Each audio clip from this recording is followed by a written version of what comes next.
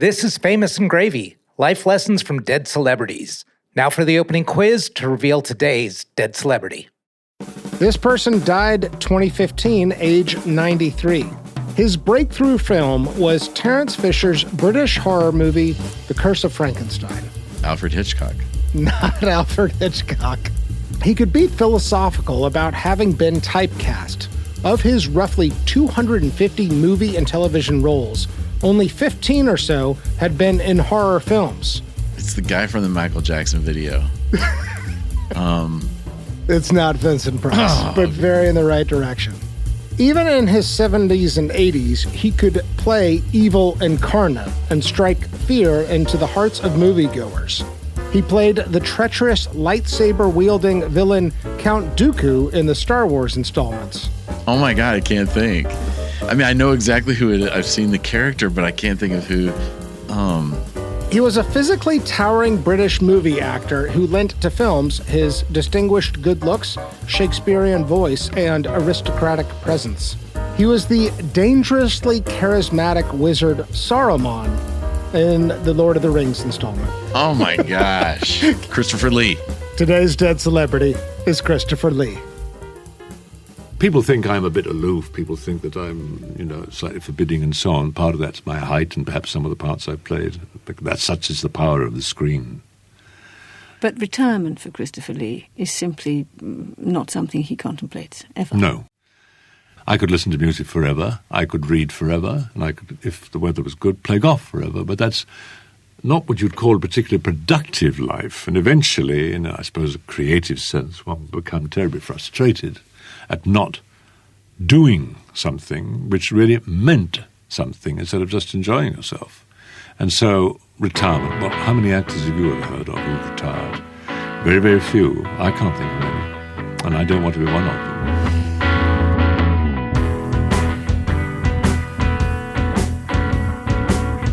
Welcome to Famous and Gravy. I'm Michael Osborne. I'm Morgan Honecker. And on this show, we are looking for ways to make life better. We believe that the best years might lie ahead.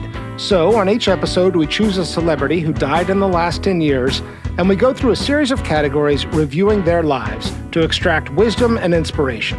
At the end, we answer the question, would I want that life? Today, Christopher Lee died 2015, age 93. So you are not Amit Kapoor. I'm not, surprisingly. Okay. This is our second annual Halloween special. I think it's becoming a little bit of a Famous and Gravy tradition where we're inviting a guest to come on. To give a little backstory on Morgan, so Morgan is a very talented audio producer and engineer. You were involved very early on with Famous and Gravy. Mm-hmm. You and I have worked together on a bunch of projects. Did I get all that right? Is that a pretty good summation of you? Yeah, I'd say also re-recording mixer / audio generalist. Yeah, audio generalist. Yeah, I like that. That's how I tend to describe myself because I work in a bunch of different industries just doing a bunch of different things. Podcast, film, video game, anything that involves sound. Pretty much, except for music, which is very confusing for everyone who Right. isn't me. Right. Early on, you were like, you guys should really do Christopher Lee at some point. Mm-hmm. And finally, I decided to drag you into studio and let's do this. Why Christopher Lee? Like, I think we're going to get into how interesting his life is. Yeah. But like, I don't know. Tell me a little bit more about your relationship with Christopher Lee. Christopher Lee is one of those people, I think that everyone has these kind of people growing up who, in our house, occupied this almost like patron saint status. Yeah. Solely because of, for him, just the breadth and depth of his career. So both of my parents are very like genre people. So like my dad grew up loving Star Trek and Star Wars. My mom, her favorite book series have always been Lord of the Rings. Yeah. She's also an English professor, so Tolkien's someone that she's very interested in. Yeah. And so Christopher Lee is like this weird amalgam of everyone's who's like interested in genre. At some point, it comes back to Christopher Lee, you know, because he's had such a career in horror. He's had a career in like spy stuff, you know, as Scaramanga with James Bond. And then if you're into fantasy, he's in Lord of the Rings, and also some other Tim Burton stuff, which kind of occupies that middle ground of horror and fantasy. Yeah. And so if like, I don't really remember a time not knowing who he was, especially because I was like 5 years old when the Lord of the Rings Peter Jackson films came out, and that was sort of like my first experience directly with him. Yeah. But for us, he was just like someone who I always knew his name. I think my parents always kind of respected his like dedication to genre. Oh, you know? interesting. Okay, Yeah. Save that. I've got that in a future category. All right, well, let's get to it. Category 1, grading the first line of their obituary. Christopher Lee, the physically towering British movie star who lent his distinguished good looks, Shakespearean voice, and aristocratic presence to a gallery of villains, from seductive Count Dracula to a dreaded wizard in The Lord of the Rings, died on Sunday in London. He was 93. Whew. Mm-hmm. What jumped out at you in this? I really like, and I think this was true also of Leonard Nimoy. I think Leonard Nimoy and Christopher Lee kind of have a similar countenance. They both have these really sonorous voices, these really deep voices. Everyone focuses on that, which they should. It's impressive and it's distinctive. Yeah, I mean, it's 10 out of 10 voice. In a way. Yeah. 100%. Like, I could listen to Christopher Lee talk all day. Yeah, you could read the phone book. Right? Yeah, and it would be so interesting. And then also, like Leonard Nimoy, his presence, his like physicality is very specific and very rememberable. Rememberable. Genre specific, actually, yes. I think, yeah. Exactly. And I think that emphasis on their physicality and their voice is a good thing because it is distinctive. So you're drawing attention to the phrase physically towering here? So I actually like the aristocrat angle. Yeah. Because that's something that I think gets lost a lot in discussions of both of these people, and particularly Christopher Lee, is that they talk a lot about how he looks and how he sounds, which they should, but also I think that his character always comes through in every role, and that's something that is part of the reason why I like him, is he does have this sort of gentle aristocracy about him that's really interesting. I mean, it's a major asset for him as an actor, that sort of aristocratic vibe. It allows him to jump into these different genres of fantasy and horror. It also ties into, I'm sure you saw this in the research, that he's a direct descendant of Charlemagne.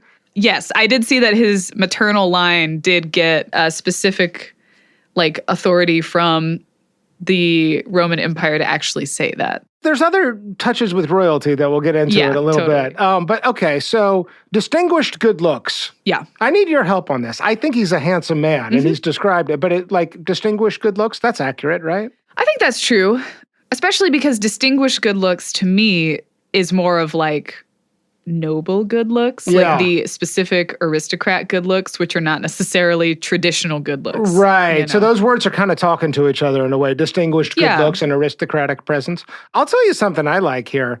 Gallery of villains. I like the word gallery because it sort of like does make you feel like you're in a wax museum or something, which is, if you go through his IMDb, that's what it feels like. Totally. You know, you're going through...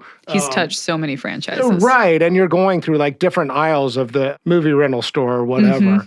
I also, and I'll say this, and this is something I'm really curious to get your take on, seductive Count Dracula to dreaded wizard in The Lord of the Rings. I feel like those are the two movie properties that you might know him from. One of the things you have to do with the first line of the obituary is say, you might remember this person from. I think, he played Dracula, 10 times or something? Yeah, Christopher Lee, he played Dracula 10 times. Okay, so you might know him as Count Dracula, and you might know him as from the dreaded wizard in Lord of the Rings. That does feel like the two things to point to. I mean, what else is on the table there? For me, I do tend to think Wicker Man. Yeah. And because it has achieved this cult status. Totally. Okay, one more thing I want to talk about. Shakespearean voice, I think, is accurate, but it usually means somebody who you might know from Shakespeare works, or you would think that. I don't know if that's necessarily a criticism, but, we can't use the word sonorous. Oh, I got a word. What would you say instead of Shakespearean? Operatic. Oh. Come on. Oh, that's a really good rewrite. 100%. Yeah. He's got opera training. He's got opera singers in his family. And I think that Shakespearean does, you might use Shakespearean for, Winnie and McKellen dies. Right, but right, exactly. For Christopher Lee. Or even for that matter, Patrick Stewart. Sure. I don't know of any Christopher Lee Shakespeare things. Yeah. I mean, he probably did. He did freaking 250 movies. I'm not actually sure cinematically. He may have theatrically, he might have done Did some this stage man have work. Time to be on stage? It doesn't seem like it. He seems very busy. Yeah, it seems like a lot of his early like kid training was on stage. But he does seem more of a true like cinema actor. Totally. Than like an actor, you know. Actor. So, yeah. Okay, I think I have my score. Would you like me to go first? Or you want to go first? Yeah, you go first. You go first. I'm giving it a 9 out of 10. I almost went 10 out of 10. I think operatic is a much better word than Shakespearean. And it's good. I'm dinging it 0.6 of a point, which rounds down to 9. Okay. Because this came close to a 10 out of 10 for me. I guess the other thing is I would have liked to have seen the name Saruman, maybe. Not just the dreaded wizard, but it's helpful to actually reference the specific character there. I agree, which is, for me, like 8 out of 10. 8 out of 10. Very good. Okay. But yeah, I think that Saruman is like a very recognizable character name, you know? Yeah, totally. No, and I think that's fair. I mean, Lord of the Rings is a behemoth, right? Huge. Yeah, massively popular. Okay, let's move on. Category 2, 5 things I love about you. Here, Morgan and I are going to come up with 5 reasons why we love Christopher Lee, why we want to be talking about him in the first place.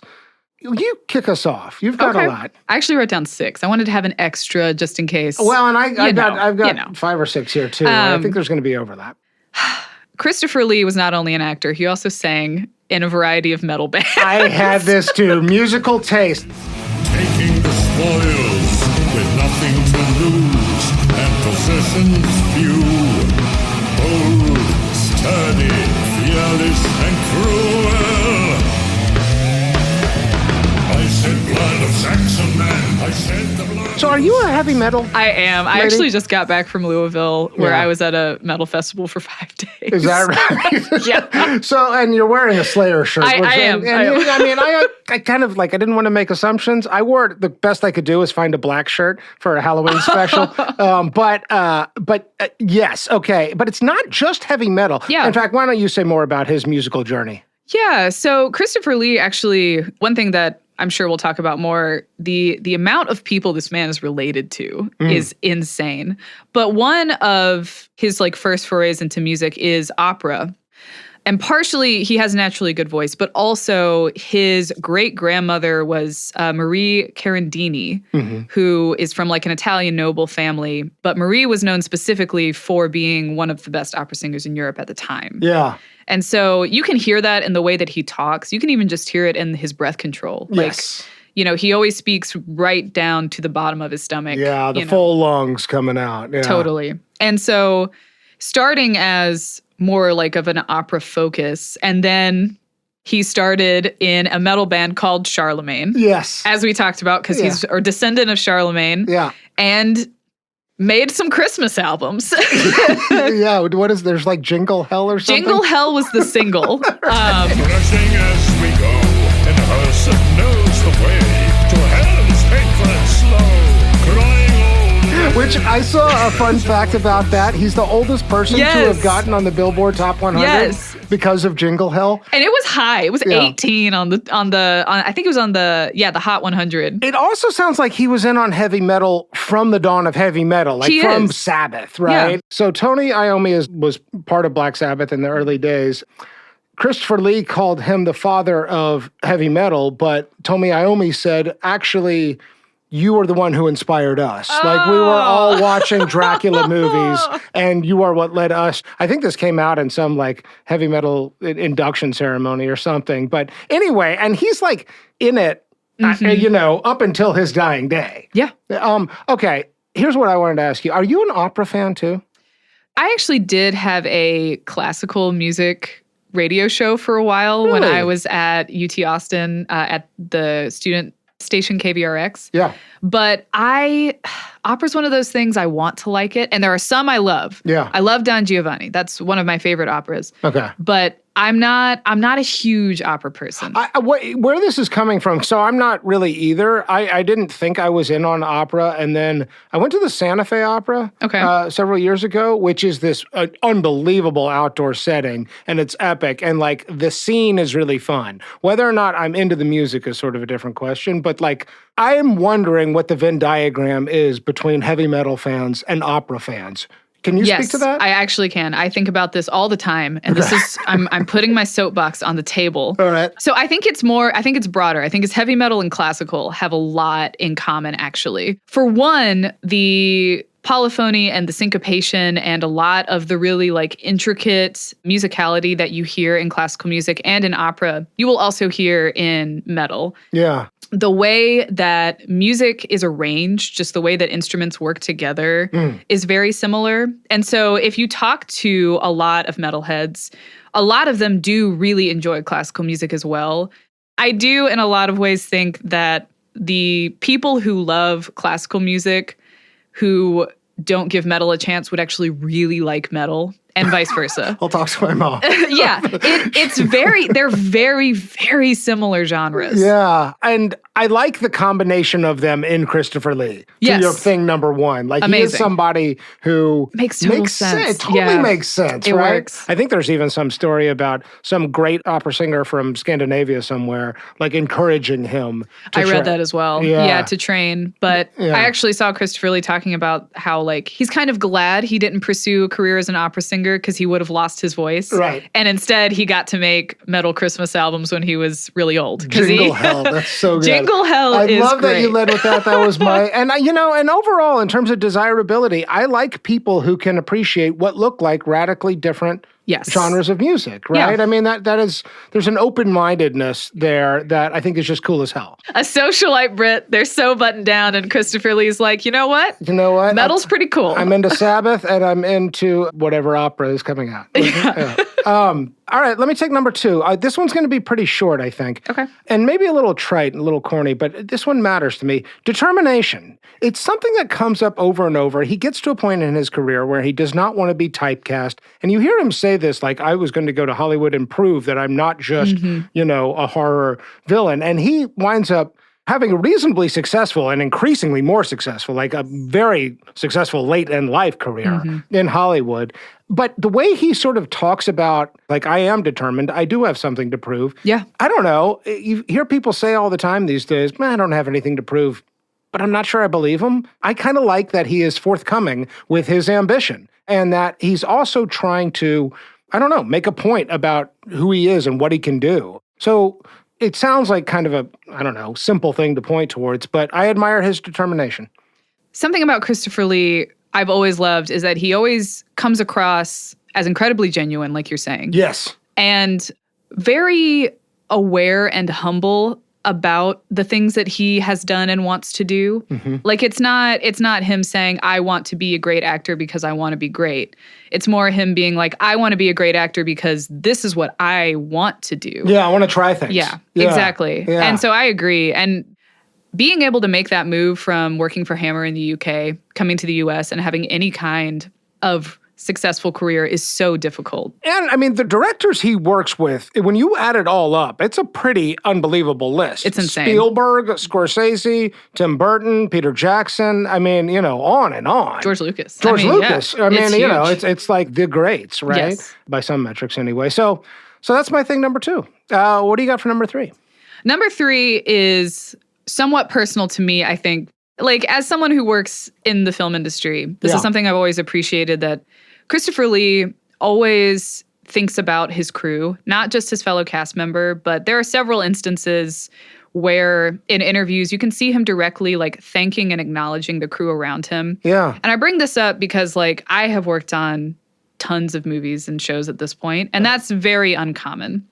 To hear to genuine recognition of the crew's contribution? Totally. Yeah. It tends to be focused on, let's talk about the director, the actors, and like maybe the writer and composer. The public-facing people. Yeah, the ones who are more isolated. But like when you think about, especially TV shows, but also movies, there's hundreds of people working on these things.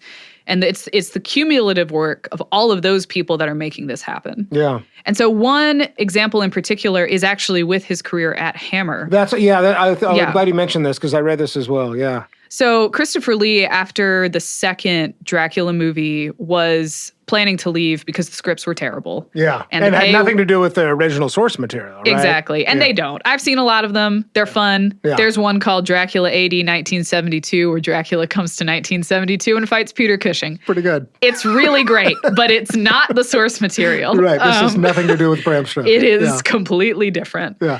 But Christopher Lee was planning on leaving Hammer, and this was a dirty trick by the execs, but they basically were like, well, if you leave, we're going to have to let go 100 people who work on these films. Yeah, we signed the deal with your name attached to it. And are you going to let these people, leave them out to dry? Exactly. And he was like, that's a really good point. I won't do that. Yeah. And did 8 more movies.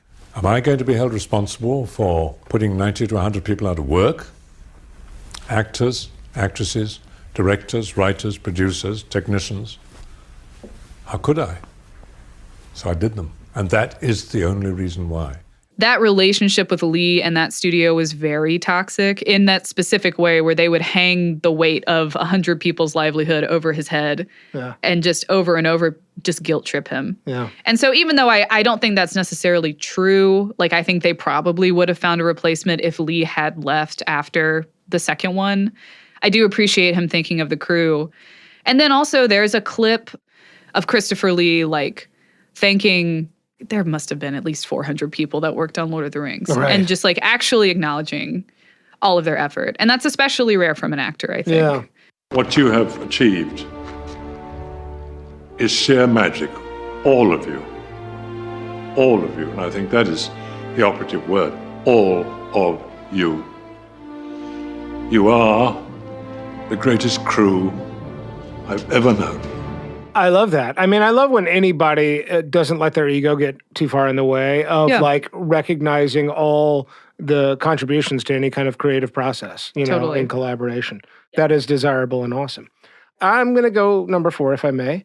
It really sounds like he chased down Nazis in North Africa during World War II. Like, it's hard to find out information about this, but like, yeah, I don't know how much you dug into his military career. It's a little bit mysterious. He was going to be in the RAF as a fighter pilot, and for some reason his ears or his eyes kept It was an optical nerve It was an optical issue. nerve. Yeah, he had a sight issue. So they wind up sending him to North Africa, and he winds up working as an intelligence officer. And I mean, the way he talks about the horrors he saw during the war, I think he was also in Europe and going into concentration camps when the Allies were first making headway into Germany. I mean, it really sounds like he saw some shit. But it does sound like he actually was chasing down Nazis, which is badass. It is really very cool. At the very least, he was working with, Crowcast? To at least find them after the war, especially, and pull them in, interrogate them, bring them to justice.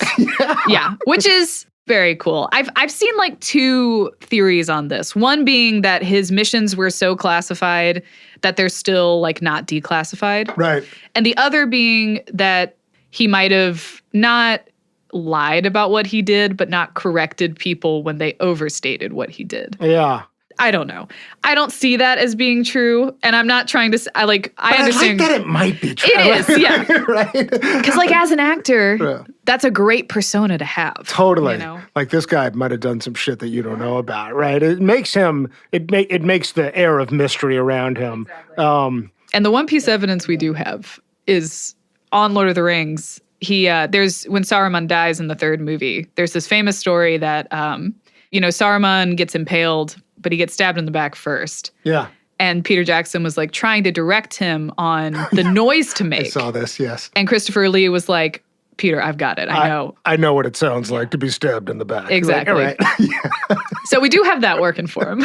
I'm just gonna leave it as is. Leave it as is right there. All right. So my thing number 4, chase down Nazis, probably. Yes. All right. You got number 5? I have a few. I'm trying to decide. There are a lot of titans of horror around Christopher Lee's time. Yeah. Like a lot of huge, Vincent Price, that's who Boris Karloff. You're right. But one of my favorites has always been Peter Cushing. And Christopher Lee and Peter Cushing's friendship is just something so tender and beautiful. And I love watching either one of them talk about the other. I miss him. I miss him terribly now. I always will. Because I used to make him laugh a lot, and he used to make me laugh a lot. Right to the end of his life, I would ring him up and say certain things which I can't say now to anybody else. There isn't anybody left with whom I can share that particular kind of idiotic humor, if you like. But we loved it. And I loved him. So for people who don't know or don't have a mind's eye recognition of Peter Cushing, yeah. I mean, the most famous is, I think, in Star Wars. Is Tarkin, yeah. Tarkin, Grand Moff Tarkin. He's the one who has Leia in captivity. The cheekbones. The cheekbones. The cheekbones. So that's Peter Cushing. And he and Christopher Lee were dear friends. They were very good friends. They started at Hammer together. Yep. Usually the way it would go is Christopher Lee would play the villain in a Hammer movie, and Peter Cushing would play the sort of like Van Helsing, like dark good guy character, you know? Right. But they had a friendship basically from when they met until Peter Cushing died, and then, of course, Christopher Lee recently. And just the way they would talk about each other, I just love. They were clearly so close. There was something I saw where apparently they were both big fans of Looney Tunes. Did you see this? Yes. And they would like do imitations of different Looney Tune characters. And there was like, can you imagine? There was like a story of the two of them getting kicked out of a movie theater, like watching Looney Tunes together. And even when I think Peter Cushing was on his deathbed, Christopher Lee went to him and they were doing this, like cracking each other up, like in the hospital. It was really, I mean, you know, sometimes you hear about friendships, but there was something very evident and intimate and awesome about this friendship that was sort of unmistakable. Awesome. Okay, so I think we've got a good list of 5. You said, okay, let's recap. Number 1, musical taste. Number 2, I said determination. Mm-hmm. Number 3, you said generosity with the crew and sort of like humility and willing to acknowledge creative contributions. Number 4, I said chaste Nazis, probably. And number 5, friendships, especially with Peter Cushing. Yeah. Hell of a list. All right, let's take a break.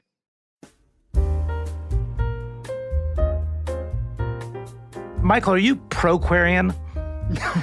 No, sir. I am antiquarian. What does it mean to be antiquarian? That means relating to or dealing in antiques or rare books, which is why I am an antiquarian. Oh, because you like collecting rare books. Absolutely. And where do you find them? You just go to flea markets and scavenge the internet? Absolutely not. I go to half-price books. They have all kinds of both new and used books. It's not like you're only getting the old stuff at half-price books. They also have new, fresh books. You know, right out of the oven. Including bestsellers. Including bestsellers. Right off the press. Right off the press. Half Price Books is the nation's largest new and used bookseller with 120 stores in 19 states. Half Price Books is also online at hpb.com.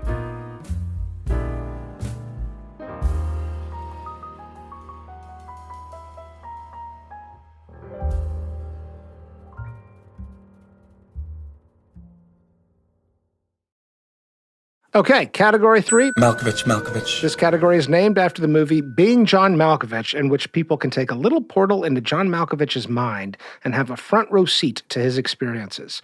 So I go first, since we're doing this chronologically. 1975 is mine. I think you know this, but I'll just read what I read. He meets Muhammad Ali in Cleveland in 1975. This is Muhammad Ali, episode 31 of Famous and Gravy. According to Lee, I was promoting a film in Cleveland in 75, and this PR man said Muhammad Ali is in town promoting a title fight, which was the Thrilla in Manila, the clash with Joe Frazier. Ali is a big fan and would love to meet you. So we went to this hotel, had a long chat, and I promised to watch the fight back in L.A.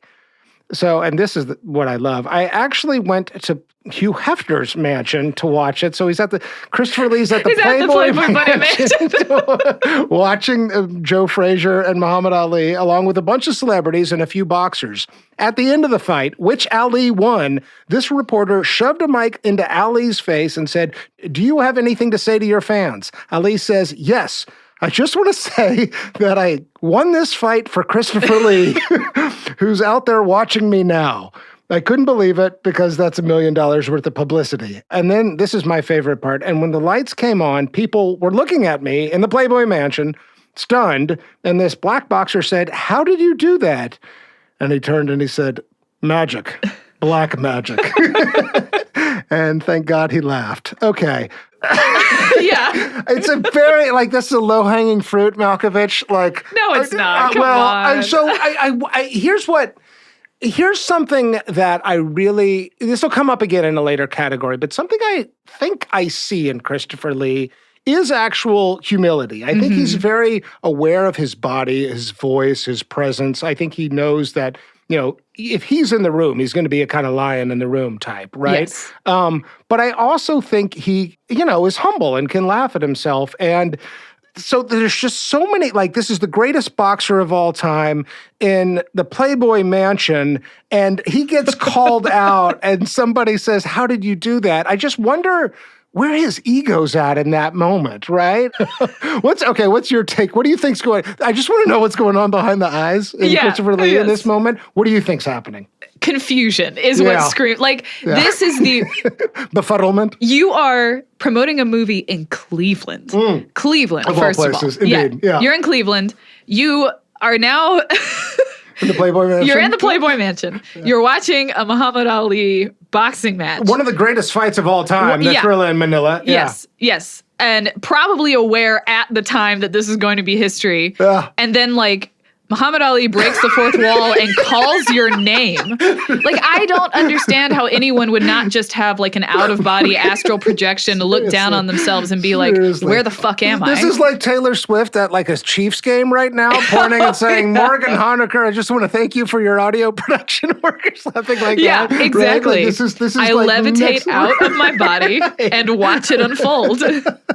Oh, God, I couldn't believe this story. Holy shit. It was amazing. I had no idea about this either. I did find the same story, and there's pictures of the two of them. Like, it sounded like they had a long conversation and really connected. And how Ali got to be a fan of Christopher Lee, I mean, I think Christopher Lee is a bigger deal than I think people realized, even in the mid-'70s. Yes. You kind of associate him as this, like, cult horror figure, which in today's view can sound like small-ish celebrity, and that's just not true. Muhammad Ali was like, oh, huge fan. Can't wait to talk to this guy. Yeah. I mean, the Hammer movies had more range, I think, than anyone really realized, even Christopher Lee. You would know better than I would. I tried to get through some of them. There's only so many. Okay, what's your Malkovich, Morgan? Okay, so my Malkovich moment is kind of on the other end of the spectrum. I remember watching this when it happened, but Christopher Lee accepted his Academy Fellowship at the BAFTAs. I believe it was in 2011, which, for context, the BAFTAs are one of the biggest awards you can win as someone in the cinematic arts. And the Academy Fellowship Award at the BAFTAs is the, like, lifetime achievement equivalent at the Academy Awards, the Oscars. Right, so this is a massive honor. Right? This is the biggest thing you can win, especially if you're a British actor. Yeah. So Christopher Lee is awarded the Academy Fellowship at the BAFTAs, and I love watching this video. It's something that I think everyone who does something, especially creative, where you don't tend to get, like, a lot of validation for what you're doing, would want to have. This is something I would love to be able to experience, which is Christopher Lee looking out at an audience of his peers. To be clear, the Academy Fellowship is a voted award, which means that his peers voted him this award. Yeah. This was not one person just putting this on his head. This was a committee. But looking out over a crowd of your peers who are, like, from the beginning, when he's announced, they're clearly, like, everyone in the audience is so happy for him. Yeah. You know, walks up on the stage, accepts his award, gives a lovely, short, very sweet speech. And when he's done, like, immediate standing ovation and just, like, thunderous applause. To see that manifested in the people that you work with, like, recognizing you and loving you so deeply, it's an amazing thing. And especially that he even mentions this in his speech, that he was still alive to receive this award. That's what I was thinking as you're talking about this. Like, this is the kind of thing that happens at a funeral that we don't get to witness. Yeah. You know, where there's this sort of outpouring, right? It usually happens after you die. Especially for creative awards, you know, like, often the achievement awards are given 10, 20 years after people die. Right, they're posthumous, Yeah, but with Christopher Lee, he got to be there. He got to see people be happy for him, you know, and it's amazing. Like, I'm getting emotional thinking about it. I don't think I've seen this clip. Oh my God, it makes me sob. I think there was a newspaper this morning that said I was probably going to cry. Something I don't very often do in films, at any rate. But it's a very emotional moment for me. I'm thankful the fact that this was voted to me by my peers. I would like to say that this is, without a doubt, the finest image I've ever had. Thank you. And he is so grateful. Like, you can just hear it in his voice. He says it, but you can hear it. You can see it. And especially for someone who is not, like we're talking about, is not a Shakespearean actor, not someone who is like as quote unquote like respected. You know, there is a certain pallor to cult films that I don't think is warranted, but is there within the entertainment industry. And for him to still win this award despite having like a cult career, I think is something that he was cognizant of at the time. And I think it really hit home for him like, oh, I am a bigger deal than I thought I was. Yeah, you know? Wow. Good one. God damn, Morgan. Good one. Thank you. All right, let's move on. Category 4, love and marriage. How many marriages? Also, how many kids? And is there anything public about these relationships? This is shockingly simple. That's an easy one, right? Yeah, one marriage. I don't think I can say her name right. She's Dutch. Brigitte? Kronke, something like that. They were married in 1961. Christopher was about 39 at the time. They were together until his death in 2015, a total of about 54 years. One daughter. You know, when you see this, he's just sort of like, beautiful, I'm going to leave it. I think it is also, to me, it is also noteworthy. Somebody who was something of a sex symbol, right? His Dracula performance is like definitely described often over as like having a sexuality about it. And, you know, he's in Bond films, for Christ's sakes, and he's hanging out at the Playboy Mansion. And especially, like, he and his wife didn't date that long. I was always told that if we eventually met, you would either kill me on sight or marry me on sight. Whereupon, he had 3 double dry martinis, and then... What could I do? He went for a walk. 2 days later, I asked her to marry me. Did you see the previous relationship? Oh, yeah. Okay. Oh, yeah. Why don't you describe this? Because this is pretty interesting. So Lee, before he married Brigitte, was engaged to be married to a countess from Sweden. It's something von something. Yeah, it's Henrietta Ewa Agnes von Rosen. I'll see some people call her Henrietta, some people call her Agnes. I'm not sure which one she actually went by. Von Rosen is... Von Rosen, yes. She in herself is a very interesting person. She's like royalty, right? Pretty much. She's a countess in Sweden. Sweden had one of the oldest and most relevant monarchies at the time. Right. But Christopher Lee had to get the permission of the King of Sweden. Well, eventually, right?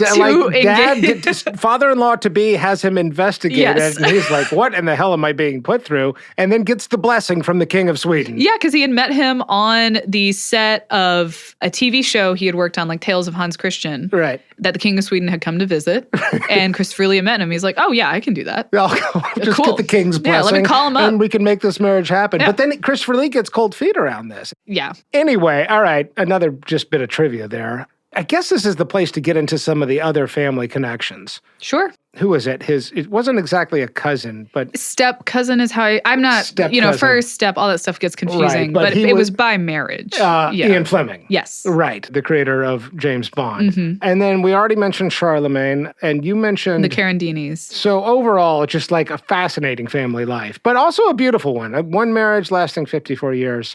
Let's leave it at that. High marks and for him. Yeah. All right, shall we move on? Yes. Category 5, net worth. Did you look this up? I did not. I feel like it's going to be lower than what I think it is. Why don't you take a guess and I'll tell you. Okay, I know he didn't make a lot on Hammer.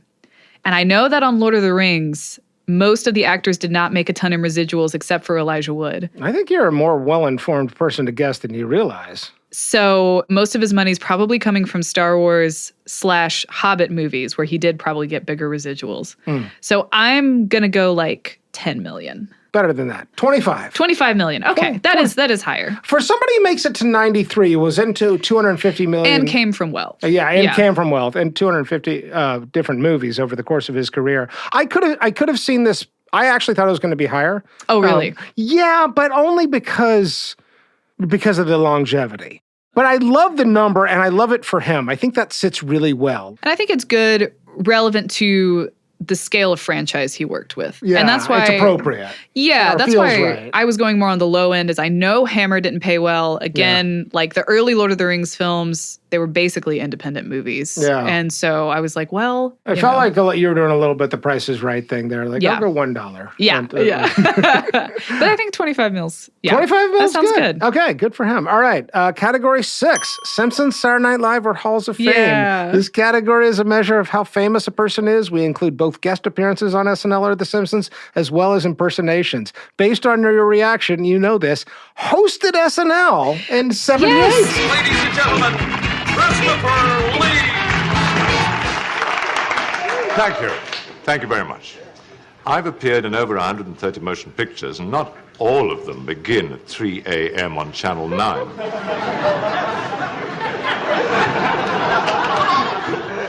As you may know, I first came to public attention through my appearances in certain rather eerie and macabre films, but you may be surprised to learn that I haven't made one in several years. This is because I have a great deal of respect for this kind of film, and I don't think that very good ones are being produced anymore. Week after week, I find myself receiving scripts like Dr. Terror's House of Pancakes. It sounded like he had a blast with Belushi and Dan Aykroyd and like many of the original cast. So. Plus, did you see the musical guest?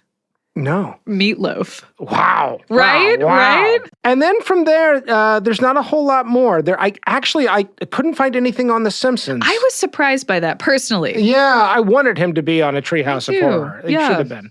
And no Hollywood star. No. Which is disappointing. And no Arsenio Hall.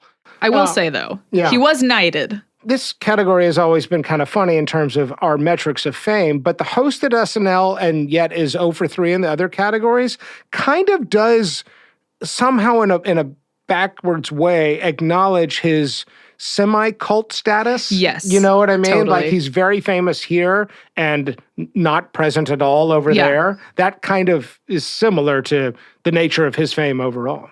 Yeah. You would be hard-pressed, I think, to find someone in the UK who didn't know who he was. Right. But I think in the US, he's like slightly less. He's a sort of different figure. Yeah, I think that's true. I think he also had multiple chapters. I mean, I think Exactly. There's the Hammer films, which I think are bigger overseas. But then, yeah. Okay. All right. Category 7, over under. In this category, we look at the generalized life expectancy for the year somebody was born to see if they beat the house odds and to look for signs of graceful aging. So this is hard. When you go back this far, you can't find good data. I know. I could only find data from, I think it was University of Berkeley. Oh, what did you find? I found in 1922 that the average life expectancy for men was 58.4. 35 years over, and dying in 93.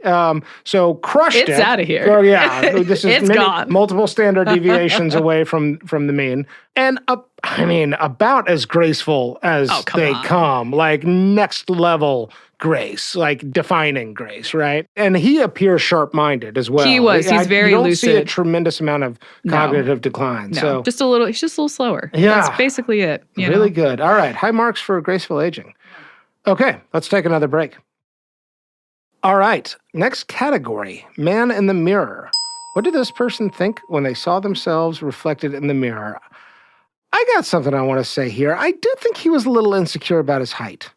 At least initially. I think he came to wear it, but I saw things about him not having high confidence about going into acting because he was quote-unquote too tall.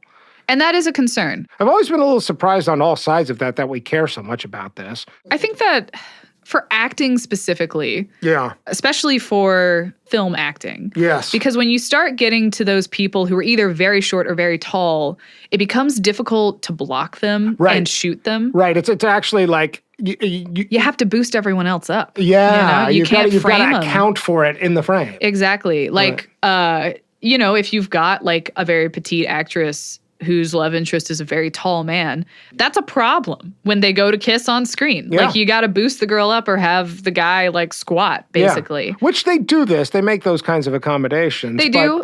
But it's hard. It costs more money. I think a lot of the insecurity was just from the fact that it's going to be a little harder to get cast simply because your like physicality is harder to accommodate.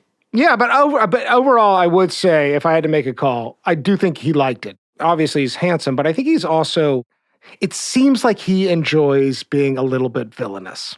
What's your... I think yes, too. I think even in that BAFTA speech where he's, just a few years away from passing, He's so old. But even then, he's like coiffed. Like he's in a beautiful suit. His hair is done. And this goes for his wife too. Them together, they always looked wonderful. Yeah. Like he always looked very good. Yeah. And so I think he did like physically what he saw. But I don't see a ton of insecurity in Christopher Lee. I think that with leaning into the villainous aspect, I don't know if that's like intentional on his part. For me, Christopher Lee just sort of looks like a villain. But to me, I think he just sort of... he played Saruman, for Christ's sake. He said, but he wanted to play Gandalf. Yeah, that's true. This is true. And this is something I've always liked about him is, to me, he feels extremely kind. Yeah. And I think that's what makes his villains very effective, is they're not just like, evil, They're these very layered villains because Christopher Lee always, and he's talked about this, when he plays them, he wants to see the world the way they see it. And like most of the time, villains don't see themselves as villains. He's empathetic to his character. Yeah. And so I honestly, for me, I don't see him as leaning into the villainous aspect as much as just like, that's how we know him. He's making peace with it. Yeah. It's more just maybe like physically, that's just kind of how he looks. Yeah. Like, this is what these are the cards that were dealt. It's kind of like how, I mean, again, just because they're kind of counterparts, like Ian McKellen or like Richard Harris, like they kind of always sort of look like nice grandpas. Yeah, but totally. Christopher Lee looks kind of like your evil uncle. Yeah, like, he's a little intimidating. There's no question about it. Those eyes are piercing. Yeah. And it's a little scary. Plus, he chased Nazis, probably. Most likely. Most likely. Yeah. I'm just going to tell people that. All right, let's move on. Category 9, outgoing message. How do we think they felt about the sound of their own voice? Also, do we think that they would have had the humility to record it themselves? And it's really that humility piece that is what we most care about, because I feel like this man loved his voice. Oh, yeah. We are in Alan Rickman territory here. Yeah. But yeah, I mean, next level voice. Holy shit. Sauron has regained much of his former strength. He cannot yet take physical form, but his spirit has lost none of its potency. Concealed within his fortress, the Lord of Mordor sees all. His gaze pierces cloud, shadow, earth, and flesh. My feeling is that there is some real humility in this guy. I think he would have delighted in saying, "You've reached the voicemail of Christopher Lee." Same. Yeah. 100%. I actually didn't have to think about it all that much. There's one particular anecdote. I was reading Peter Jackson telling stories about Christopher Lee right after Lee's death. And he was telling this story about how Peter Jackson and Christopher Lee were hanging out after either a Hobbit or I think it was during Lord of the Rings filming. And Christopher Lee brought up Steven Spielberg, and Christopher Lee was like, "Oh yeah, I worked with him on this one movie. I doubt he would remember me." Yeah. And Peter Jackson was like, "What the hell are you talking about? Of course he would remember you." But like Christopher Lee was so sure that Spielberg wouldn't remember him. Yeah. Which is an insane thing to say. That's a crazy thing to say. Yeah. But to the point where... You stick in people's minds, Christopher. Yeah. To the point where Peter Jackson like reached out to Spielberg right then, and Spielberg like recorded a video message of him just like gushing over Christopher Lee. Oh my goodness. Yeah. Wow. And I do think that, again, I've mentioned this before, I think that Christopher Lee was aware he was a famous movie star. Yeah. Somewhat. Right. But I don't think he was ever truly aware of how famous and important he was. And I think a lot of that is just his humility. Yeah. Like he was like, well, I'm an actor, but I'm not, How big a deal am I really? Yeah. So I see a lot of humility. There was one other thing I wanted to say about, just on the subject of Tolkien, this hadn't come up yet. He's the only guy who met him. Only one who met him. Of everybody who worked on Lord of the Rings. And it sounds like when he met him, when Christopher Lee met J.R.R. Tolkien, he fell apart. Like he was like, oh my God, it's him. Because he was a huge fan. He'd read the books once a year or whatever. Yeah, he did. Yeah, I read it was just like some random coincidence where... Like in a pub or something. Yeah, they like ran into each other in a bar, and Christopher Lee was like, oh my God, it's Tolkien. I like the idea of him melting. And I know, all, right? Like, insecure and squirming. Can you imagine him doing that with anyone else? Yeah, it's a good scene. All right, next category. Control Z. This is where we look for the big do-overs, the things in life you might have done differently. I got one that I've been saving. Do you know who Dr. Rumack is? Oh, yeah. I have this too. Did you really? This was your control Z? I love. Explain it? I love Airplane. Let me tell you what. So Dr. Rumack is the Leslie Nielsen character. Shout out to our friends at the Surely You Can't Be Serious podcast, which we've become buddies with those guys. So Christopher Lee was originally meant to be cast as Leslie Nielsen's character, Dr. Rumack, in Airplane. And he talked about it as a big regret. Yeah, I saw think that he too. could have done it too. The other casting what if? I think I might have the same one. You go ahead and take this one. Is it a Halloween movie? It is. It has to be brought up for this reason. The Halloween movie. It is Halloween. The original with John Halloween. Carpenter. Yes, Sam Loomis. Exactly. And it sounded like he vacillated on which one was a bigger regret for him. Yes. A bigger Control Z. I'm glad he wasn't in Halloween because it would have further, not typecast, but just like put him in this horror movie association. You know, I mean, this is Halloween coming out in what, 77, 78? Yeah, right around then. Plus, I do, it's funny there. It's like Doctor, and then Christopher Lee did play the Doctor in Gremlins 2. Right. So he did get one of the doctors, and an these underrated movie. Gremlins 2 is fun. Yeah, with both of these, they're not big Control Zs. They're sort of like, oh, it could have happened. I do think Airplane could have been a big Control Z. You think so? Well, just because of more comedy, he wanted to do comedy. Well, he never because 1941 was kind of the only one he did, and Gremlins arguably, or Gremlins 2. Right, but his character is not like super funny. He's not a comic relief. And he was on SNL around this time, so I think he was like making forays into comedy. He was trying his hand. It would have been interesting to see where that led. One of my favorite Christopher Lee performances is the Tim Burton Willy Wonka movie. I just watched that with my son. He's reading Charlie and the Chocolate Factory, and I'd forgotten that Christopher Lee's in it. He plays Willy Wonka's father. Caramels. They'd get stuck in your braces, wouldn't they?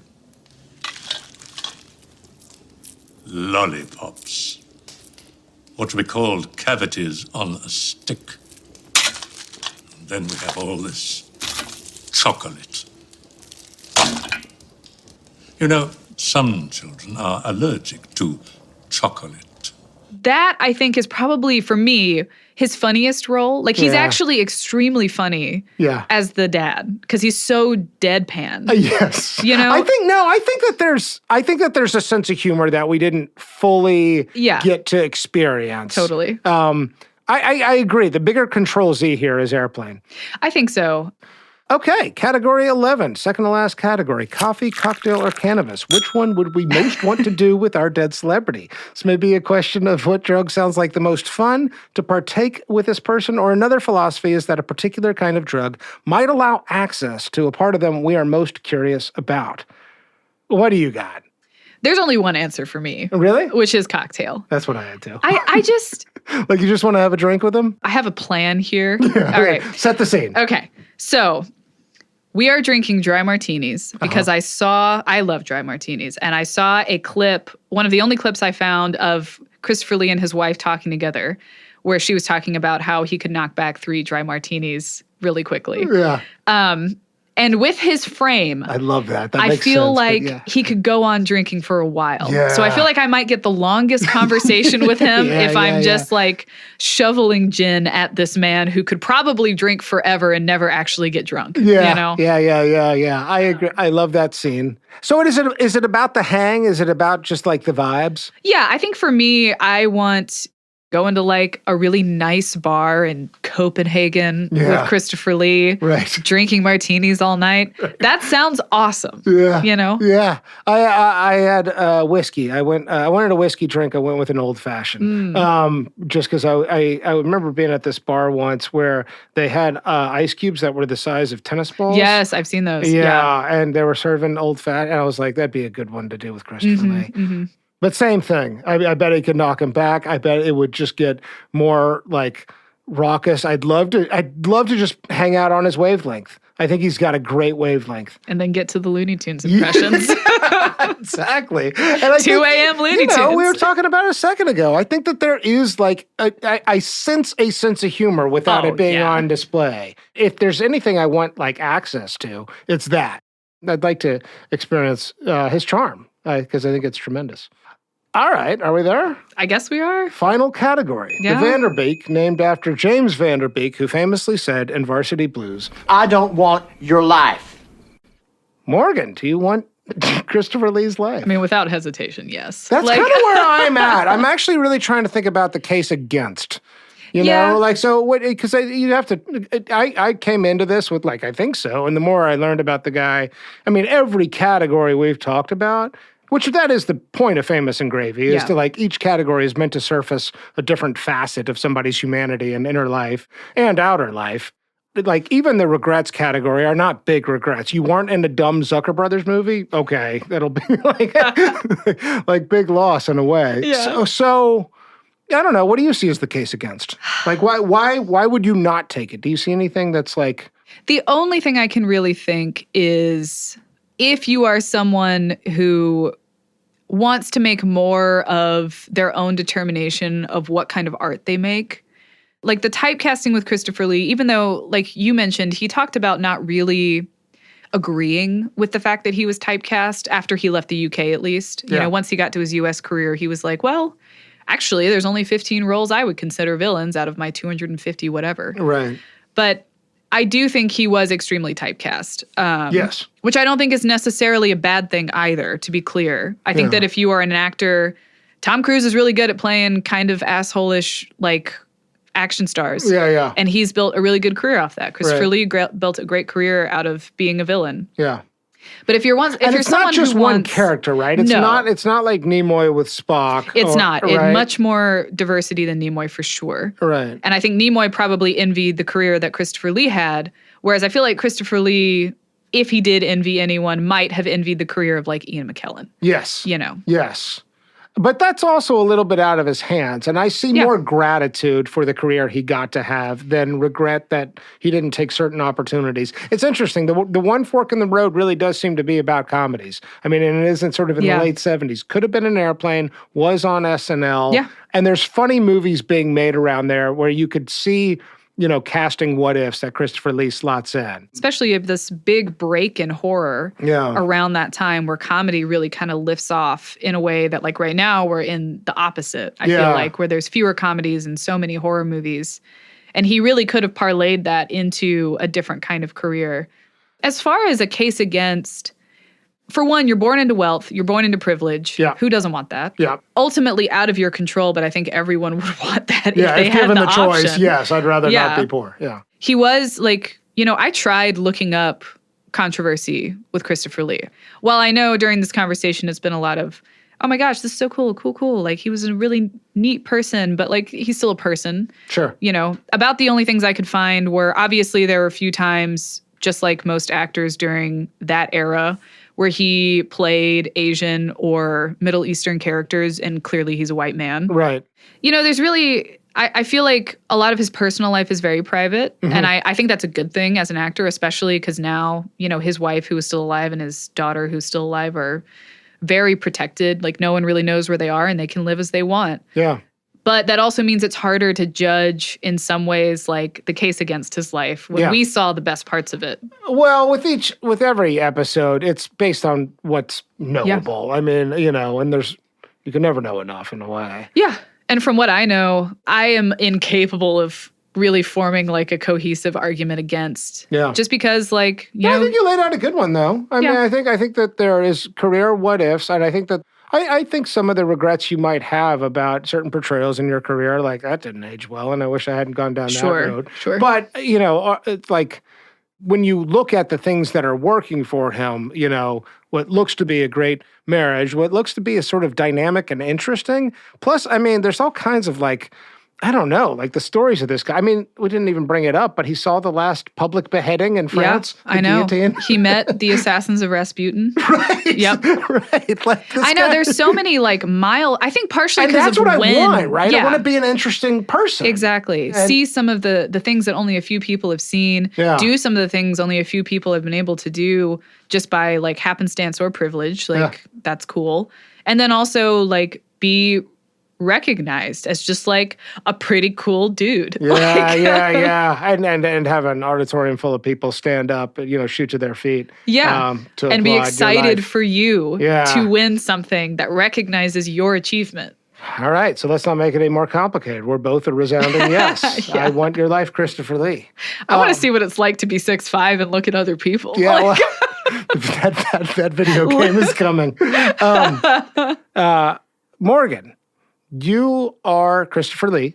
You've died. You've ascended to the pearly gates. Standing before you is St. Peter, the Unitarian proxy for the afterlife. You have an opportunity to make a pitch. What was your great contribution to the stream of life? As an actor, one of the more important things that we have the ability to do is to share our humanity in a generous way with other people. And often we don't, because we're wrapped up in the idea of our own mythos and who that can market to. And I always brought a sense of honesty to my roles because I wanted people to see me and by proxy these characters as people, even if they are villainous, even if they are doing bad things, so that they can better understand what makes people people. And I think that with over 250 titles to my name, where I brought that sense of humanity and humility to my work that I did until I could not do it anymore, I think that's enough of a case to let me in. Thank you so much for listening to this episode of Famous and Gravy, and thanks again to Morgan Honecker for coming in and guesting. Amit Kapoor will be with us next time. Famous and Gravy listeners, before you leave, we need your help. We need you to participate in our opening quiz where we reveal the dead celebrity. You can email us at hello@famousandgravy.com. And if you're enjoying the show, please tell your friends. We're on Twitter, X, Threads. Our handle is @famousandgravy. We have a newsletter you can sign up for on our website, famousandgravy.com. Famous and Gravy was created by Amit Kapoor and me, Michael Osborne. This episode was produced by wonderful Jacob Weiss. Original theme music by Kevin Strang. Thank you so much for listening. See you next time.